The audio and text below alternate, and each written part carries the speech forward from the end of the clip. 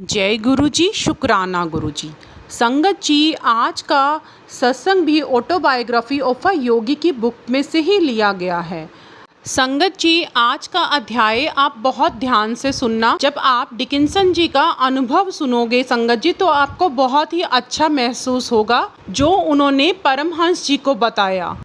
आज के अध्याय में परमहंस जी प्रतिवर्ष लॉस एंजलिस के केंद्र में जो क्रिसमस का उत्सव मनाया जाता है उसके बारे में बताते हैं।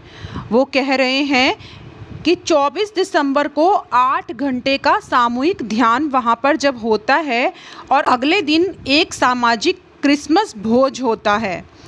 3 विश्व यात्रियों के लौट आने पर उनका स्वागत करने के लिए दूर दूर से आए उनके अनेक मित्र और शिष्यों की उपस्थिति से इस वर्ष के उत्सव में और अधिक उत्साह बढ़ गया था। क्रिसमस दिवस के भोज में 15,000 मील दूर से लाए गए कुछ विशेष पदार्थों का भी समावेश था। वहाँ पर उपहारों के आदान प्रदान का समय आ गया। पृथ्वी के दूर दूर से कोनों कोनों से फिलिस्तीन, मिस्र, भारत, इंग्लैंड, फ्रांस, इटली से उपहार लाए गए थे। परमहंस जी ने वहाँ पर आई एक संत प्रकृति की महिला को एक लंबा डिब्बा दिया जो कि उनकी अनुपस्थिति में माउंट वॉशिंगटन केंद्र की प्रभारी थी। तो उस डिब्बे में से महीन कागज में लिपटी सुनहरी बनारसी साड़ी जब उन्होंने देखी तो उन्होंने गुरुजी का बहुत धन्यवाद किया। दूसरे पैकेट में जो उपहार था उसे परमहंस जी कोलकाता के एक बाजार से खरीद कर लाए थे। उस समय उनके मन में यह विचार आया था कि श्री डिकिंसन को यह बहुत पसंद आएगा। उनके यह प्रिय शिष्य श्री ई डिकिंसन 1925 में माउंट वॉशिंगटन केंद्र की स्थापना से लेकर अब तक प्रत्येक क्रिसमस उत्सव में उपस्थित रहे थे।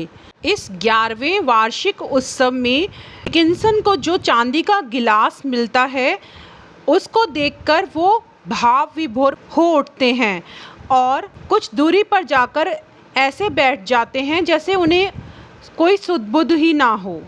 इस उत्सव के कुछ दिनों के बाद जब श्री डिकिंसन और परमहंस जी आपस में बातचीत कर रहे थे तो डिकिंसन ने कहा, गुरुदेव, चांदी के गिलास के लिए मेरा हार्दिक धन्यवाद कृपया स्वीकार कीजिए। उन्होंने कहा कि क्रिसमस की रात को उनको धन्यवाद देने के लिए शब्द ही नहीं मिल रहे थे। तब परमहंस जी ने कहा, मैं वह गिलास खास तुम्हारे लिए ही लाया था। उनके उत्तर में डिकिंसन कहते हैं, 43 वर्षों से मैं उस चांदी के गिलास की प्रतीक्षा करता आ रहा हूँ। उन्होंने कहा, यह बहुत लंबी कहानी है जो अब तक मैंने अपने हृदय में छिपा कर रखी है और इसकी शुरुआत बड़ी ही नाटकीय थी। उन्होंने कहा कि वो पानी में डूबकर मर रहे थे और ये घटना नेब्रास्का राज्य में एक छोटे से शहर की है। उनके बड़े भाई ने एक दिन खेल खेल में उन्हें 15 फुट गहरे तालाब में ढकेल दिया था। तब वो केवल 5 वर्ष के थे। जब वो दूसरी बार पानी के नीचे डूबने लगे तभी सारे अंतरिक्ष को प्रकाशमान करता हुआ एक बहुरंगी दीप्तिमान प्रकाश वहाँ प्रकट हुआ। उस प्रकाश के बीच में एक पुरुष की आकृति थी। उस पुरुष की आंखें अत्यंत शांत थी और उसके चेहरे पर अभय दान करने वाली मुस्कान थी। जब तीसरी बार उनका शरीर पानी के नीचे जा रहा था तो उनके भाई के एक साथी ने पास में खड़े एक लंबे पतले पेड़ को नीचे झुका दिया जिससे उनकी उंगलियां उस पेड़ को पकड़ सकी। अब उन लड़कों ने उन्हें किनारे पर खींच लिया और उनका प्रथम उपचार किया। इस घटना के 12 वर्ष बाद जब वो 17 वर्ष के हो गए तब एक दिन अपनी माँ के साथ शिकागो गए।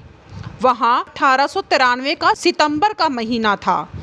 वहाँ पर विख्यात विश्व धर्म संसद का अधिवेशन चल रहा था। उनकी माँ और वो एक मुख्य सड़क पर पैदल जा रहे थे कि उन्होंने उसी प्रकार का दीप्तिमान प्रकाश आंखों के आगे देखा। उन्हें कुछ ही कदम की दूरी पर वही पुरुष आराम से टहलता दिखाई पड़ा जिसका कई वर्ष पहले डूबते समय उन्हें दर्शन हुआ था। वह पुरुष एक विशाल सभागृह के पास जाकर उसके दरवाजे में अंदर घुसकर अदृश्य हो गया। तो वो चीख पड़ते हैं, माँ, यह वही आदमी था जो मेरे डूबते समय प्रकट हुआ था। उनकी माँ और वो तुरंत सभागृह में जा पहुँचे। वह पुरुष व्याख्यान मंच पर बैठा हुआ था। थोड़ी देर में पता चला कि वे पुरुष भारत के स्वामी विवेकानंद थे। उन्होंने आत्मा को झंझोड़ देने वाला वहाँ पर व्याख्यान दिया। उनका व्याख्यान समाप्त होने के बाद जब वो उनसे मिलने जाते हैं तो उन्हें देखते ही वो इस प्रकार मुस्कुराते हैं जैसे कि वो उनके पुराने मित्र हों। परंतु डिकिंसन इतने छोटे थे कि अपनी भावनाओं को व्यक्त करने की अकल उनमें नहीं थी, पर मन ही मन वे आशा कर रहे थे कि वे उनके गुरु बन जाएं। उन्होंने उनके मन की बात पढ़ ली तो स्वामी विवेकानंद जी ने कहा, नहीं बेटा, मैं तुम्हारा गुरु नहीं हूँ, तुम्हारे गुरु बाद में आएंगे। वे तुम्हें चांदी का एक गिलास देंगे। थोड़ी देर रुककर मुस्कुराते हुए उन्होंने कहा, अभी तुम जितने आशीर्वादों को ग्रहण कर सकते हो से कहीं अधिक आशीर्वाद वे तुम्हारी झोली में डालेंगे।